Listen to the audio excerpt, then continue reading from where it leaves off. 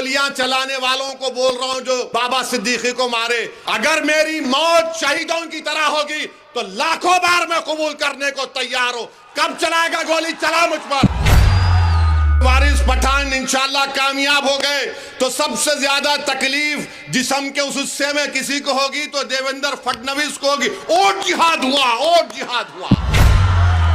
राहत इंदौरी ने अच्छा कहा था देवेंद्र फडणवीस के बारे में, शायद अब के जो फैसला होगा वो यहीं पर होगा। हमसे अब दूसरी हिजरत नहीं होने वाली। अब ये मुल्क हमारा था, है और रहेगा इंशाअल्लाह ताला। ये देवेंद्र फडणवीस आजकल रातों में भी मेरा वजीफा पढ़ रहे हो उन्होंने। अब बोल रहे ओवैसी तुम हैदराबाद से आए, हैदराबाद चले जाओ। देवेंद्र फडणवीस तुम समझो इस बात को, तुम अपने दिमाग से निकाल दो इस बात को कि फडणवीस बड़ा है, ओवैसी छोटा है। फडणवीस ऊंची कुर्सी पे बैठेगा, ओवैसी नीचे बैठेगा। नहीं फडणवीस, ये तुम्हारी दिमाग की गलती है।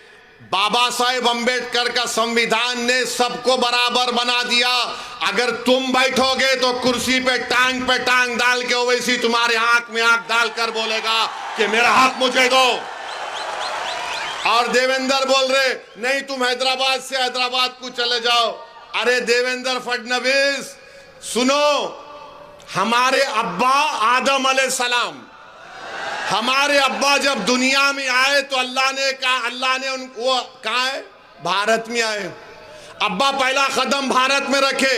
ये जमीन मेरे बाप की है, कोई नहीं भिजा सकता कहीं भी मुझे। इन्हें बोल रहे हैदराबाद चले जाओ। राहत इंदौरी ने अच्छा कहा था देवेंद्र फडणवीस के बारे में, शायद अब के जो फैसला होगा, सुनो फडणवीस, अब के जो फैसला होगा वो यहीं पर होगा। अब के जो फैसला होगा वो यहीं पर होगा। हमसे अब दूसरी हिजरत नहीं होने वाली। जो पाकिस्तान जाना था चले गए। जो वफादार थे तुम्हारे मोदी के और उद्धव ठाकरे के सामने सीना तान कर खड़े होकर बोल रहे हमारा हक हमको मिलना, अब हम मस्जिद को जाने नहीं देंगे, वफ को छीनने नहीं देंगे। अब इन्हें बोल रहे जाओ, नहीं जाते। क्या करते तुम? गोली मारते मारो गोली, जेल में डालते डालो जेल में। मगर तुम्हारे इन बातों से अब कोई डरने वाला नहीं है।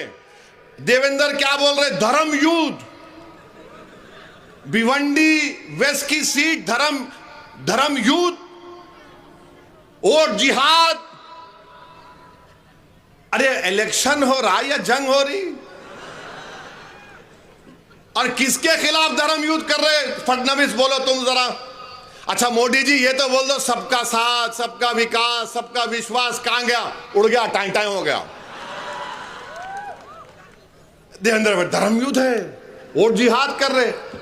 और जिहाद के माने क्या है बताओ?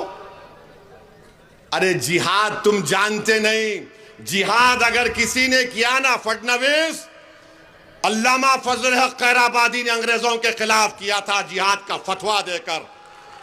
जिहाद अगर किसी ने किया था इस देश को आजाद कराने के लिए तो मुरादाबाद के अल्लामा काफी ने दिया था कि इस तरी को गरम करके अल्लामा काफी के सीने पर लगाते थे अंग्रेज। फांसी के फंदे पर अल्लामा काफी को लेके जा रहे और ये अल्लामा काफी मुस्कुरा रहे थे और जबान पर क्या पढ़ रहे थे? नाते रसूल सल्लल्लाहु अलैहि वसल्लम पढ़ रहे थे। और आप बोल रहे जिहाद, वोट जिहाद, धर्म युद्ध। लगता है फडणवीस जरा तुम जरा थोड़ा दिमाग जो आप बोलो मैं बोलता ना, वरना बोलेंगे वोट जिहाद भिवंडी वेस्ट में हो रहा है। यानी अगर कोई वारिस पठान इंशाल्लाह कामयाब हो गए तो सबसे ज्यादा तकलीफ जिस्म के उस हिस्से में किसी को होगी तो देवेंद्र फडणवीस को होगी। और जिहाद हुआ, और जिहाद हुआ। हम अपने पसंद के उम्मीदवार को वोट डालेंगे। अच्छा तुम अयोध्या की सीट हार गए, वो क्या था? धर्म युद्ध था। मोदी की मेजॉरिटी 1.5 लाख पे आ गई, वो क्या धर्म युद्ध था?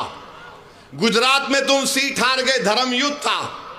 मगर जहां पे मंजलिस आ गई देवेंद्र फडणवीस आ गए।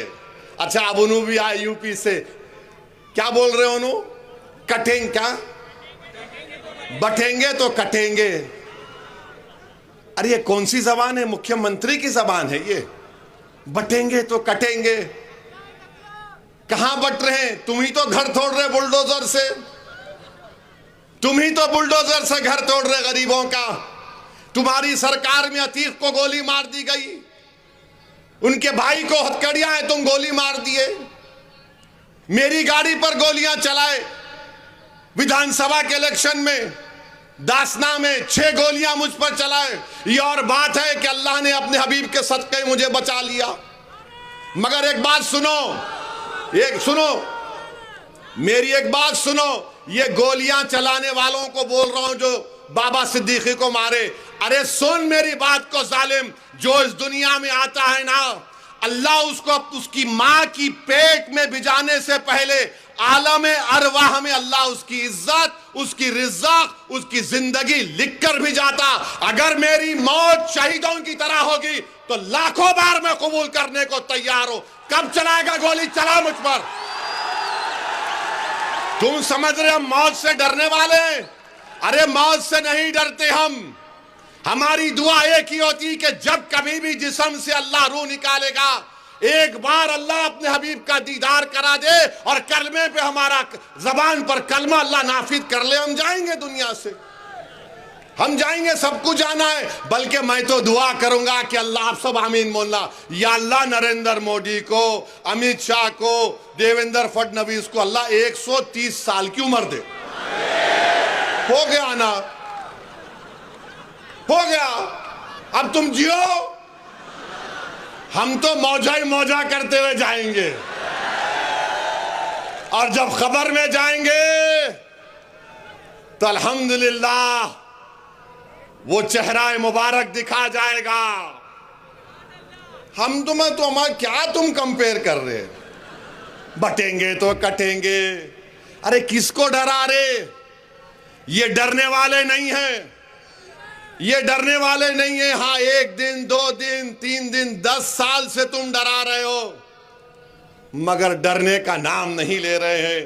1 साल से इजराइल मार रहा है 40,000 लोगों को, तब भी उनके हौसलों को नहीं तोड़ सका। दुनिया परेशान है। क्या है ये वो है आका के गुलामों के गुलाम है हम लोग। ये तुम्हारे डराने से डरने वाले नहीं है।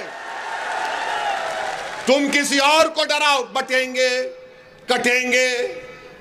एक है तो सेफ है, वो वहां चले जाओ, यहां चले जाओ। वो दिन चले गए, अब कोई डरने वाला नहीं है। अब ये मुल्क हमारा था, है और रहेगा इंशाअल्लाह ताला।